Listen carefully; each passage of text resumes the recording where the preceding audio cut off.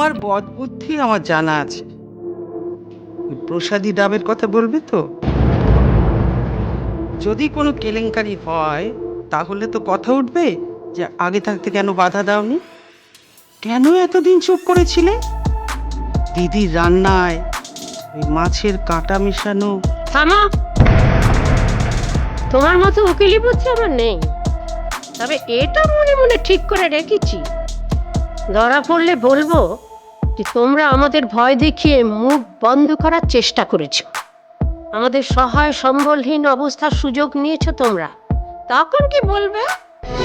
তুমি মুখ হারাম তোমরা। দিদির টাকা পয়সায় খেয়ে দিয়ে এখন এখন তোমরাই দিদিকে ফাঁসাবে। আপনি বাঁচলে বাপের নাম। দেখো, কৃষ্ণের দয়ায় তোমার বা সইয়ের টাকা পয়সার তার অভাব নেই।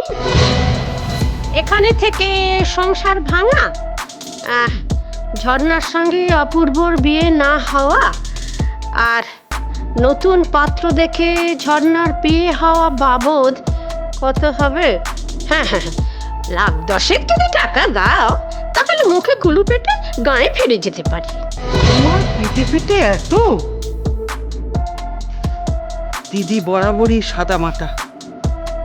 তোমাদের এখানে এনে সে যে নিজের পায়ে নিজে কুড়ুল মেরেছে সেটা বেশ বুঝতে পারছি। তুমি সহজে বাজিমাত করতে চেয়েছিলে, আমি তা হতে দিলাম না।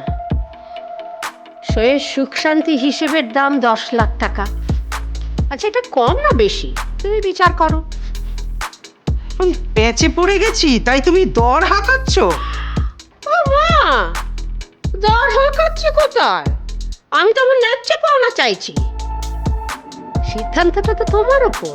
দেখো, টাকাটা যদি পাই তাহলে কি আর এমন ঝামেলায়।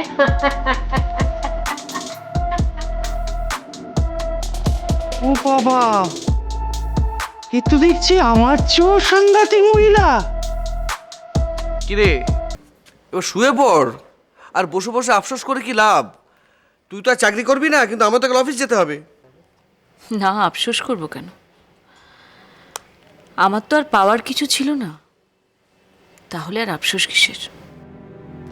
এটা তোর মনের কথা নয়, তোর মুখের কথা। সেটা তোর মুখ দেখলেই আমি বুঝতে পারছি। আচ্ছা আকাশ, আজ একটা কথা সত্যি জবাব দিবি? দেখ, তোকে তো আমি কখনো মিথ্যে কথা বলিনি। কোনোদিন কাউকে ভালোবেসেছিস? হ্যাঁ, কাকে? যদি বলি সকলকে। দেখ শতরূপা, তোদের ভালোবাসাটা অনেকটা ওই খরস্রোতা নদীর মতো। ওই নিজের কার্য উদ্ধার করতে তোরা সামনের সব বাধাকে ভাঙতেও দ্বিধা করিস না। আর আমার ভালোবাসা অনেকটা সংযমী, শান্ত। না, পথ বদল করে না, তবে তবে দুপাশের জমিতে ফসল ফলায়।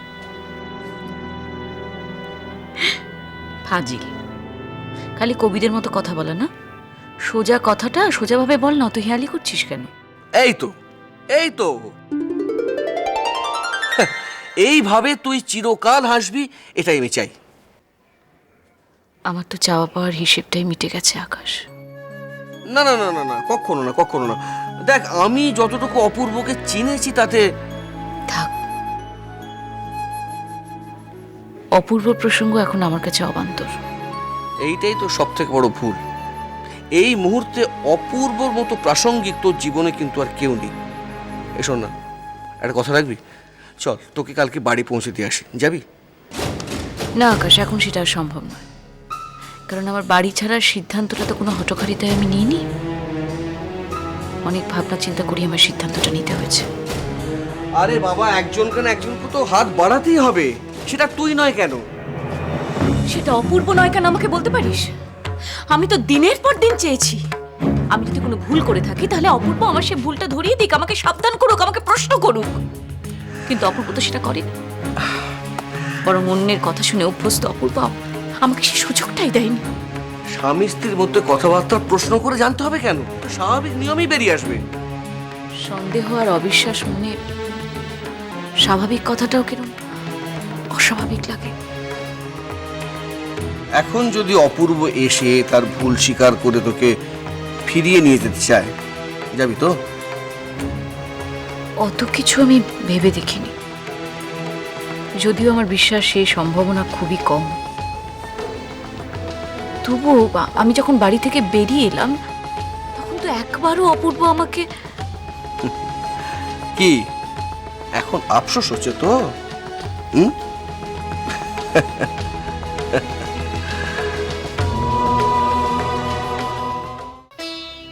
তোমার মুখে সব কথা শুনে আমার তো স্বপ্নের মতন মনে হচ্ছে। আমাকে নিয়ে এত কাণ্ড ঘটে গেল, অথচ আমার কিচ্ছু মনে নেই। কাণ্ড বলে কাণ্ড? ডাক্তারবাবু তোমাকে বলতে বারণ করেছিলেন বলে এতদিন বলিনি। আমি তো এখনো বুঝতে পারছি না কি করে এটা সম্ভব হলো। ডাক্তারও তো অবাক হয়ে গেছে। ছি ছি ছি ছি ছি, বিশাখার কথা শুনে তোমাদেরকে আমি অবিশ্বাস করেছি। কত খারাপ ব্যবহার করেছি তোমাদের সঙ্গে। ভগবান বোধহয় আমাকে শাস্তি দেওয়ার জন্য আবার বাঁচিয়ে দিলেন। আমি সকলের কাছে মুখ দেখাবো কি করে বলো তো? তোমার কথায় কেউ কিচ্ছু মনে করেনি নীরু। সবাই বুঝতে পেরেছে যে তোমার অসুস্থতার সুযোগ নিয়ে ওরাই সব করেছে। আচ্ছা, আমরা সেই চাকরের ঘুপচি ঘর ছেড়ে এখানে এলাম কি করে? আয়না, আয়নার জন্য সব সম্ভব হয়েছে। আয়নার জন্যে মানে? আয়না যে তোমাকে বাঁচিয়েছে এটা রীতে পিসে দেখেছে, দেখে বিশাখাকে বলেছে। তারপর থেকে ওরা আয়নাকে খুব সমঝে চলে। কতদিন পরে আমি আবার আমার নিজের ঘরে ফিরতে পারলাম। এই ঘরটা ঘিরে কত স্বপ্ন, সুখ, দুঃখ, আনন্দ, বেদনা, স্মৃতি জড়িয়ে আছে। এখন মনে হচ্ছে নতুন জীবন পাওয়ার সঙ্গে সঙ্গে বাঁচার একটা রসদও পেলাম। আমিও কি ভাবতে পেরেছিলাম আবার এই ঘরে ঢুকতে পারবো, আবার সম্মান ফিরে পাবো? আমি বলছি কি, আয়না কোথায় গো? আয়না নিশ্চয় ওর ঘরেই আছে। ওকে একবার ডাকো না। ওর কাছে তো আমার দোষের শেষ নেই। আমি বেশি কথা বলবো না, শুধু ওর মাথায় হাত রেখে আমি ওর কাছে ক্ষমা চাইব। নতুন বৌদি, এ কি তুমি? এই বাড়ির ঠিকানা জানলে কেমন করে? ঠিকানা খুঁজে চলে এলাম। আকাশ বলেছে? সত্যি? পই পই করে বারণ করলাম আকাশকে। এই ছেলেটা আমার কোনো কথা না শুনে না, আকাশদার কোনো দোষ নেই নতুন বৌদি। আমি আসলে বারবার তোমার সঙ্গে দেখা করব বলে বলছিলাম তো। বুঝেছি। বসো। কেন এসছো বলো?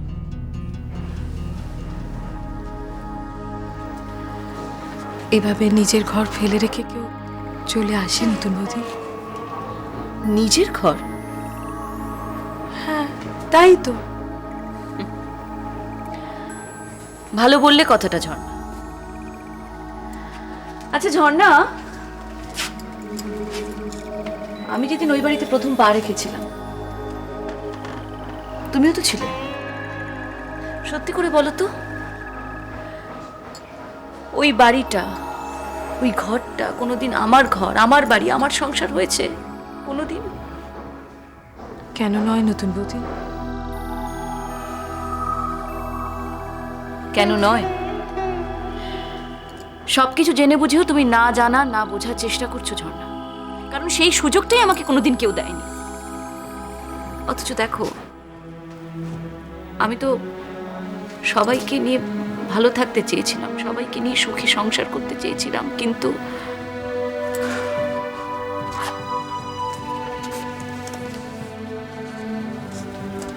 আর একটু চেষ্টা করলে হয়তো পারতে। আর একটু? তুমি, আমি আর এই আর একটু, এর মধ্যে অনেক তফাৎ, অনেক তফাৎ। প্রথম দিন থেকে আমার বিরুদ্ধে যে অভিযোগগুলো তোলা হয়েছিল সেইগুলোর কোনটার জন্য আমি দায়ী আমাকে বলতে পারো ঝর্ণা? আমার পিতৃ পরিচয়হীনতা, আমার রাশি নক্ষত্র, আমার অসুস্থতা, সমস্ত কিছুর জন্য আমাকে দায়ী করা হয়েছিল খুব সচেতনভাবে। সব জানতাম, সব বুঝতে পারতাম, কিন্তু মুখ বুঝে সমস্ত অপমান সহ্য করেছি শুধুমাত্র একটা মানুষের কথা ভেবে এতদিন ধরে। আমি সব বুঝতে পারছি নতুন বৌদি, কিন্তু তারপরেও তোমাকে বলবো, প্লিজ প্লিজ তুমি তোমার নিজের বাড়িতে ফিরে চলো। তুমি কি এই কথা বলার জন্য এখানে এসছো? তাহলে কিন্তু আমি তোমাকে বলবো তুমি খুব ভুল সময় ভুল জায়গায় এসছো, কারণ ওই বাড়িতে আমি আর ফিরবো না। জানো নতুন বৌদি, ওই বাড়িটা এখন তোমাকে ছাড়া খুব ফাঁকা লাগছে, বিশ্বাস করো। কেন বলো তো? তুমি তো রয়েছো না? তুমি আগে যেমন সমস্ত কিছু ঘর সংসার সামলাতে, এখন পারবে না সামলাতে? আমি আর কতটুকুনি বা কাজ করতে পারতাম বলো? কেই বা আমায় করতে দিত? তাহলে তাহলে তুমি কি আমার জন্য ওই বাড়ি ছেড়ে চলে এসছো নতুন বৌদি? কেন হঠাৎ এই কথা মনে হলো কেন তোমার? নতুন বৌদি, নতুন তুমি আমাকে ছুঁয়ে বলো প্লিজ, তুমি আমার জন্য ওই বাড়ি ছেড়ে চলে আসোনি। বলো না প্লিজ নতুন বৌদি। আমি আমি নাহলে কাউকে মনে না শান্তি জানি পাবো না। অনেকক্ষণ বাড়ি থেকে এসছো। বাড়ি যাও, গুরুজনরা চিন্তা করছে।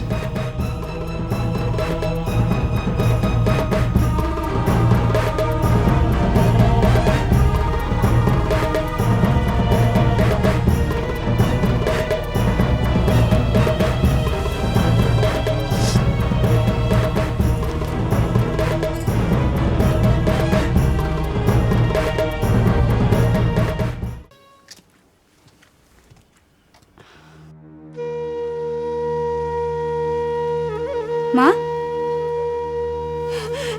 এসছিস? হায় মা, হায় হায়, আমার কাছে এসে বস।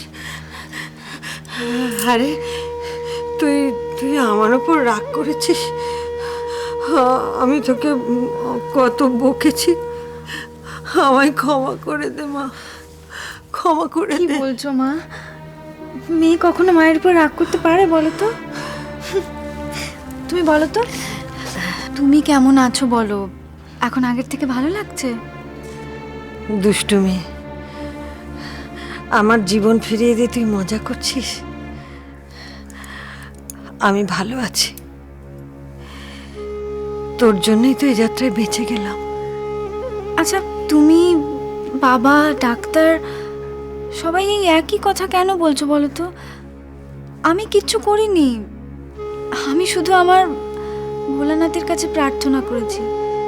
আমার ভোলানাথ আমার কথা শুনে তোমায় সুস্থ করে দিয়েছেন, এতে আমার কোনো হাত নেই। তোর মতন সবাই কি ভগবানকে ডাকতে পারে?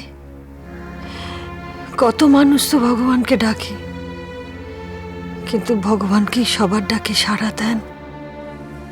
দেন না। তাই তুই অন্যরকম। অন্যরকম? অন্যরকম মানে? অন্যরকম মানে?